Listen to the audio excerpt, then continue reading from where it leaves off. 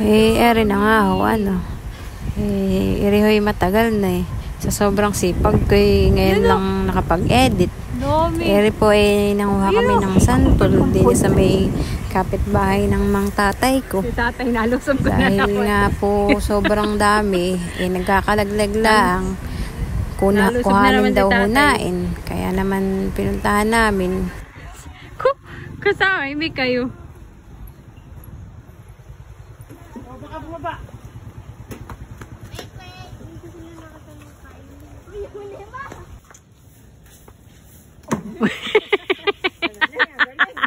Magaling umilag.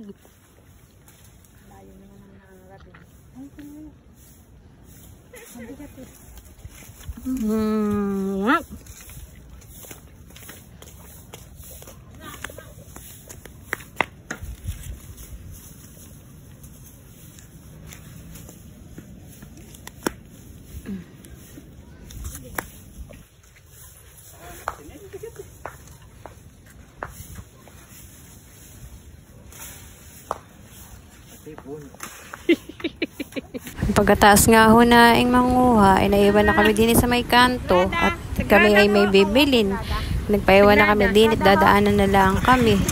Meron nga kami nakita din dumaan. Sumasakay kami, ayaw kami isakay. Kaya ayaw kami isakay ng tricycle. Kaya din na lang kami sa kotse sasakay. Umalis nga ho muna kami at naghahanap kami ng minandal. At yung mga tao doon ay mga nagugutom na. Bago kami pumunta sa Walter, dumaan muna kami din sa may 30. Eri ho ay bilihan ng mga kung ano-anong pagkain. Marami ho kayo makabibili din eh. Malapit lang ho sa may Walter Mart.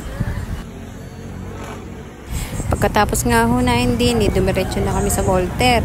Ay apakahaba po ng pila sa SNR. Kaya kami nauwi sa Jollibee. Pagkadating nga ho na ay kumain lang at inayos ko na rin mga santol na nakuhanain. Reho ay pinaghahati-hati. Yung mga hindi po nag-comment pasensya na po muna kayo. Ayan po, pinaparte na po yung ano. Ayan po, pinaparte na po para sa mga nag-comment. May habol pa. Sa susunod na kayo. Sa susunod na kayo.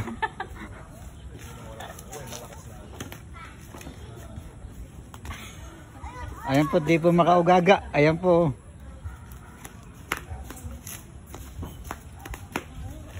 Ilan ba?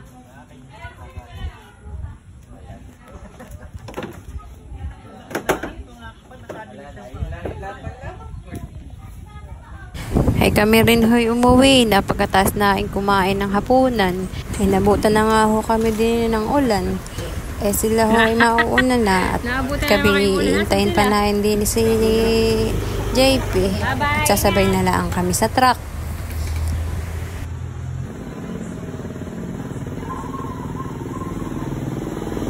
Bye-bye!